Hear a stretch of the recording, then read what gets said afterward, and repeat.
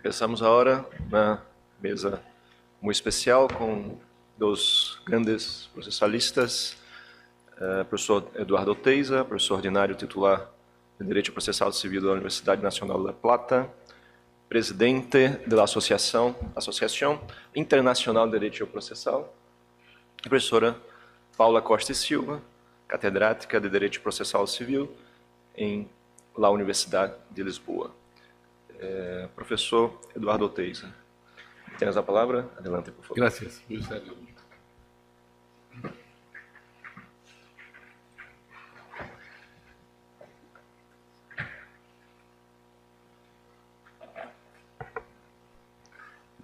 Buenas noches a todos y todas. Un gran gusto estar aquí. No tengo más remedio que reiterarme por imperativo a las circunstancias, el agradecimiento a Giovanni, a Renzo, a todos los amigos. El encuentro ha sido excelente, pero la hospitalidad ha sido más excelente que el encuentro. Realmente hemos pasado unos días y podría detenerme en estos elogios, creo que podría agotar mi tiempo, pero no creo que sea lo aconsejable. El tema que me fue asignado es los desafíos de la tutela colectiva en Europa y en América. América en general, no América en particular. Yo lo he colocado como pregunta por una razón simple, que es fácil contestarla. Yo diría que la protección de los derechos y las reglas del Estado de Derecho como camino para lograr sociedades democráticas igualitarias podría ser el fin de mi conferencia, porque ese es el desafío. Y diciendo esto, estoy diciendo muy poco en términos de tiempo, pero creo que el contenido de esa respuesta y los desarrollos que trae consigo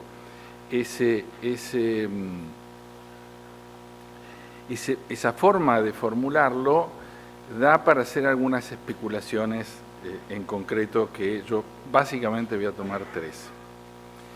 Al igual que los aportes que creo que hoy y durante estos días hemos recordado, pero que intento subrayar, que forman parte de nuestra tradición académica, forman parte de nuestros vínculos en América Latina y no forman parte en modo alguno de una especie de colonización, sino de una especie de debate que hemos tenido básicamente con profesores italianos que han sabido ser parte de nuestro día a día, diría yo, y han tenido una gran incidencia en el desarrollo del pensamiento procesal, y creo que también nosotros lo hemos tenido. Voy a contar una anécdota de por qué creo que esto es así.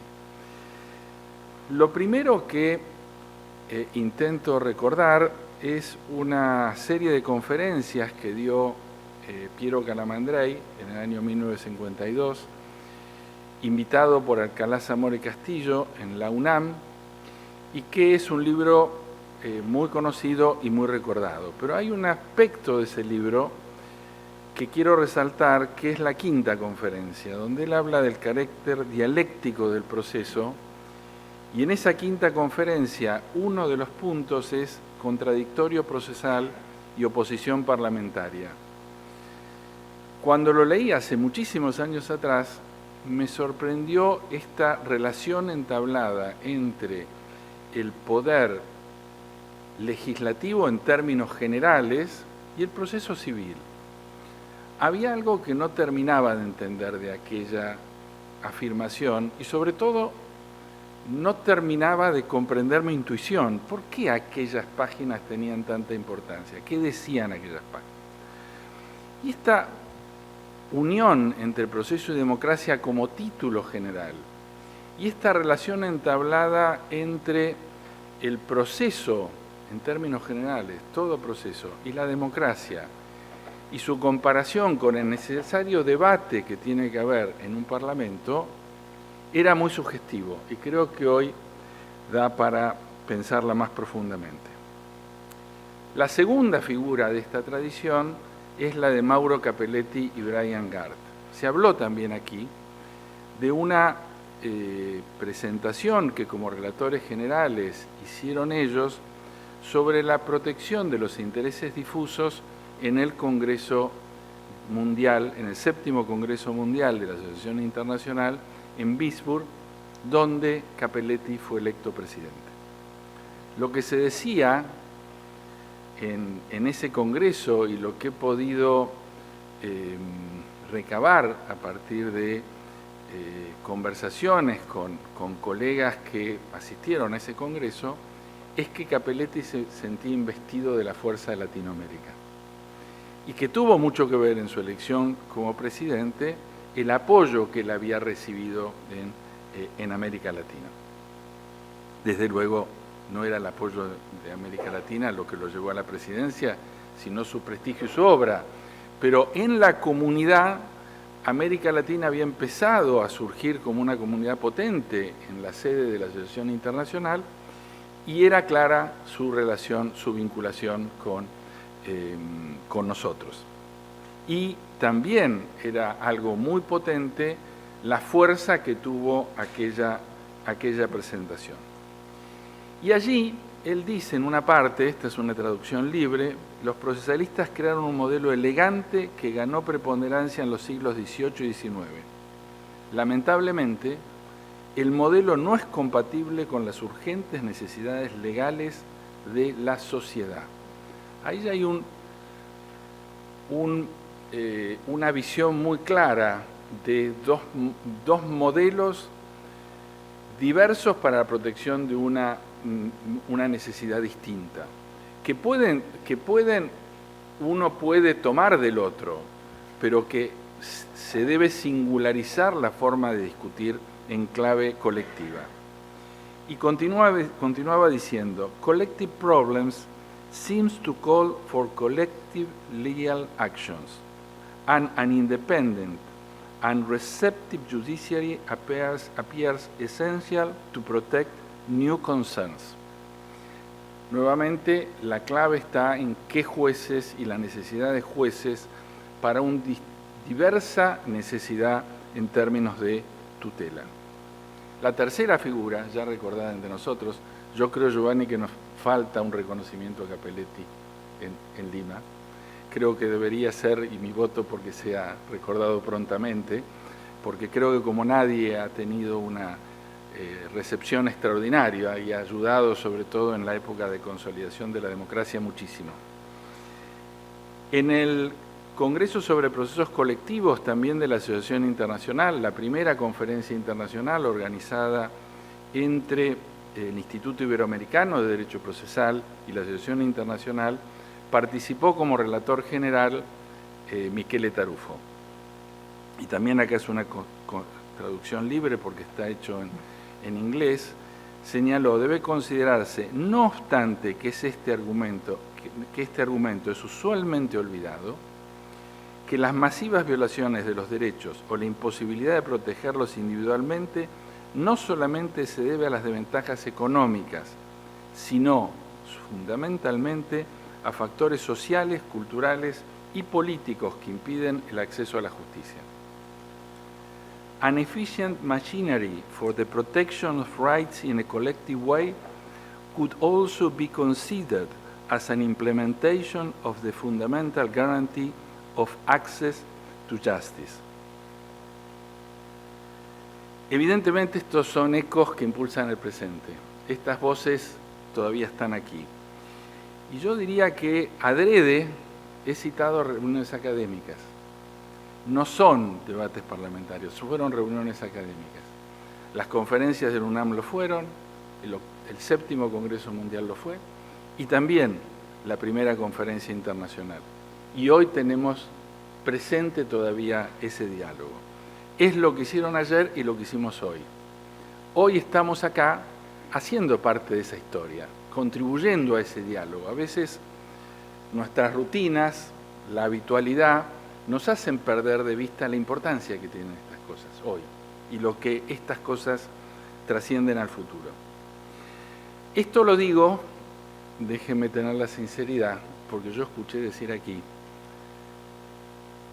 que el corazón había dejado de latir. Y a mí me late, y yo creo que ustedes también. Democracia y contexto. También a veces especulamos en el abstracto, y creo que Capelletti en eso fue pionero. Su forma de hacer comparado era fenomenológica y contextual. Estas eran las dos palabras que él ponía el acento para hacer comparación. Y si uno se fija en su obra, no era una obra construida sobre bases meramente teóricas o hipotéticas, construcciones, meras catedrales, eran todo lo contrario. Intentaba comprender el fenómeno de su época. Y este consejo me parece que es algo que deberíamos seguir cuando especulamos. He escuchado decir que es lo mismo que venimos discutiendo, venimos viendo los mismos problemas, pero discutimos en general cosas distintas. Y para eso tenemos que ver el contexto. Y también en estos días, y esto es un homenaje a mi querida amiga Paula Costa, que me motivó a introducir esto cuando se hizo la presentación del magnífico libro de Edison Vitorelli, de las distintas fases del contexto de democracia y proceso. Está muy claro para mí, por lo menos, que la Segunda Guerra Mundial tuvo como dos efectos. El primer efecto claro es la instauración de convenciones de protección de los derechos humanos, y una etapa claramente convencional, y el reforzamiento por vía convencional también de la Constitución. Y también me parece bueno recordar que América Latina fue un escenario de la Guerra Fría, un claro escenario de la Guerra Fría en aquel momento. Creo que como latinoamericanos esto no lo podemos olvidar, y que recién en la década del 80 comienza el reverdecer o la etapa transición a la democracia cuando dejamos de estar en el eje de esa Guerra Fría. Hasta 1974 solo había 46 democracias electorales en el mundo. 46. La Revolución Portuguesa de los Claveles, y esto no es por Paula, esto es en opinión de Huntington, que denominó la tercera ola democrática a partir de la Revolución de los Claveles y la democratización y lo que sucedió en Portugal. Desde 1974 hasta 2007, los países que mantenían democracias electivas se elevaron a 119. Partimos de 46 y llegamos a 119 en los sucesivos contextos que permitieron florecer esta vida democrática. Después de 2007, y acá vienen las noticias que no son tan buenas, 29 países han protagonizado rupturas no solo mediante golpes militares o ejecutivos, sino también mediante degradaciones sutiles de los derechos y procedimientos democráticos que finalmente empujan a un sistema democrático a cruzar el umbral del autoritarismo. Hay un reconocido politólogo, Larry Diamond, que habla sobre Facing Up to the Democratic Recession. Ese es un famoso artículo publicado en el año 2005, con repercusiones también en la conexión entre la democracia, entre la academia y lo que recepta la comunidad. Es interesante ver que en el informe Latino Barómetro del año 2023 se titula, al igual que lo hace Larry Diamond, habla la recesión democrática de América Latina en la introducción, ni bien uno comienza a leer el informe. Y dice, América Latina nunca ha tenido democracias instaladas en todos los países de manera simultánea en esta tercera ola. Siempre hubo un país, al menos con una dictadura instalada. Desde Fujimori a Chávez. La recesión democrática que aquí describimos, por tanto, no se refiere a esas dictaduras, sino más bien al declive y vulnerabilidad al que han llegado los países de la región después de una década de deterioro continuo y sistemático de la democracia. En el informe, uno ve esas líneas.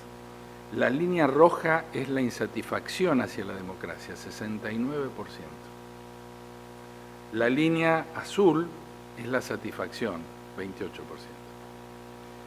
Uno ve momentos de prosperidad. Por ejemplo, en el año 2011, uno encuentra que es 52-44. La brecha se ha agrandado y por eso podemos hablar de recesión democrática, que es algo a lo cual deberíamos estar atentos. La Universidad de Gothenburg, en el informe sobre la democracia en 2024, nos muestra con ese recorrido del rojo al azul los países que mantienen sistemas democráticos y aquellos donde la debilidad se manifiesta. Y lamentablemente el rojo es muy grande. En ese informe también, para el año 2023, es relativamente reciente, uno encuentra en las dos puntas de ese eje, por un lado, las claramente autocracias y por otro lado, las democracias liberales. Encuentra que en el mapa de Europa Occidental y de América del Norte hay un 96% de democracia liberal. Entre nosotros, un 62% son las democracias electorales, con un fenómeno que ya O'Donnell describía como delegación democrática, el votar y simplemente es el reconocimiento. Y después están las democracias grises. Entre el 24 y el 62% suman la mayoría, y esto coincide con esta idea de recesión por degradación. Ya no es el golpe claro, ya es un fenómeno bastante más sutil. Este es el informe de Freedom House que usan la mayoría de los sociólogos, la libertad en el mundo. El verde es menos de lo que uno querría. Y el extracto de este informe es que solamente un 20% de la población vive en condiciones de libertad. Este es el gráfico de The Economist, donde también uno ve que el azul no predomina y las zonas son celeste hacia un marrón muy oscuro, marcando también las debilidades de la democracia. Y este creo que es la peor noticia. Este es el último informe sobre corrupción de Transparencia Internacional, que está conectado obviamente con esto otro. El último punto, justicia civil y Estado de Derecho.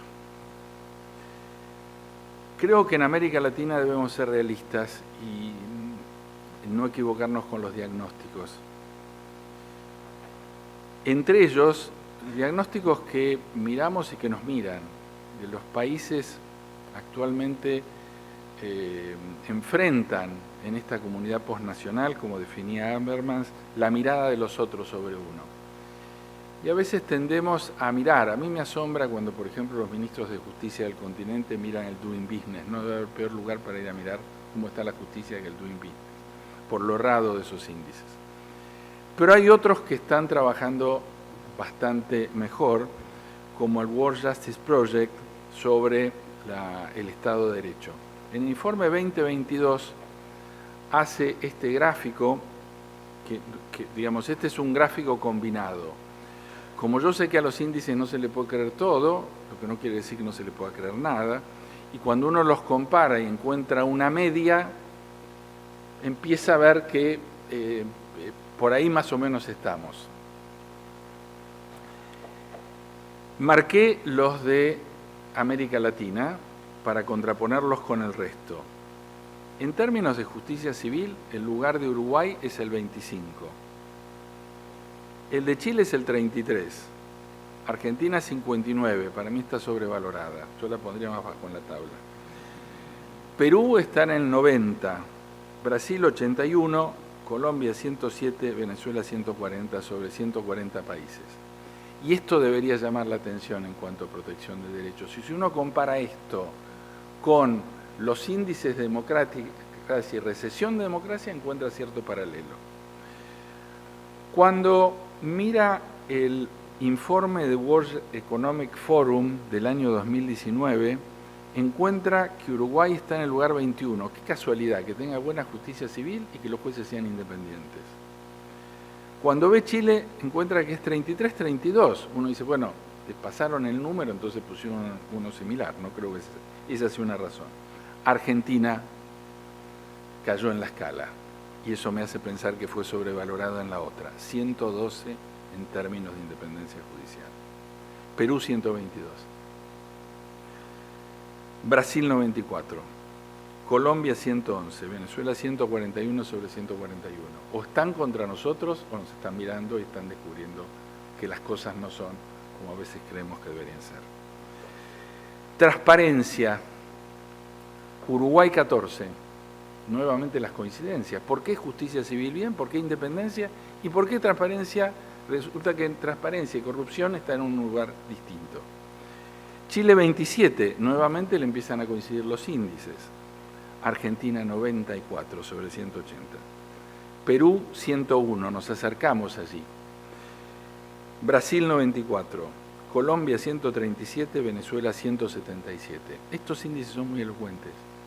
Nosotros a veces nos quedamos en la discusión de algunas cosas menores y esto no queremos verlo. El final, que se apoya en lo anterior, el proceso como conversación entre iguales. Y esta es la potencia que tiene lo que nosotros hacemos. La lógica del proceso es que discutan iguales, no diferentes. Y esto marca sus ventajas epistémicas también, porque en un proceso judicial, como con razón marca Ferrajoli en Razón y Derecho, lo importante es la verdad del hecho y la aplicación de la regla a un hecho verdadero. Y esto no sucede en el abstracto. La cooperación de un tercero imparcial en los sucesivos niveles de decisión y control frente a esa prueba y frente a esa decisión que debe ser motivada. De allí que me parece que también el proceso colectivo debería usufructuar este eje central, que es la esencia del proceso, para el cumplimiento de sus valores en el diseño. Está muy claro que hay que hablar de competencia, hay que hablar de representatividad adecuada, hay que hablar de dependencia y de cosa juzgada. Pero la lógica donde no nos equivocamos es si entendemos que lo central es respetar los derechos de una conversación entre iguales, apoyados en las ventajas epistémicas y en la imparcialidad del decisor. Me parece que es tan importante como eso. Frente a eso, el legislador está en una clara desventaja porque piensa en el abstracto. El legislador no sabe del problema. Cuando alguien presenta un proyecto sobre medio ambiente, no piensa en una contaminación, piensa en la contaminación. Es el proceso donde epistémicamente se resuelve si hay o no hay la contaminación. Surge la real dimensión del problema a partir de esta situación. En tanto esto es así, el proceso está en inmejorables condiciones para la deliberación colectiva, porque aporta en decisiones concretas una respuesta a aquellos problemas que en el abstracto muchas veces no se terminan de ver.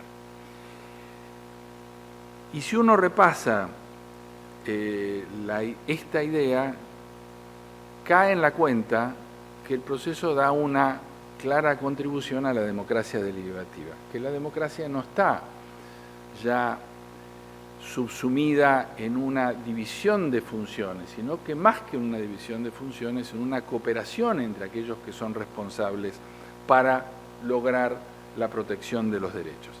La democracia es comunicativa, en tanto comunicativa debe haber una comunicación entre la jurisdicción y la legislación. Y en esto, las ideas más de Habermas que de Rawls en cuanto a la idea comunicativa en la democracia, muy bien subrayadas por Nino, son esenciales. Y termino aquí copiando a Liliana, con Punchana y afectados por el basural, y también con el polémico muro. Y también con otra, a mí me resultó muy interesante su exposición. Creo que esto es parte del diálogo, digamos, no son. A mí me desagrada los ponentes de un rato, los que vienen y se van, los que no participan. Y lo digo porque yo aprendí mucho de aquella conferencia, me pareció excelente el ejemplo. Y creo que el ejemplo muestra que podemos contribuir, aún si no tenemos regulaciones. Porque el no tener regulaciones es en un punto el pedido de que las haya. Y nos toca a nosotros pensar cómo estas regulaciones deberían ser mejores.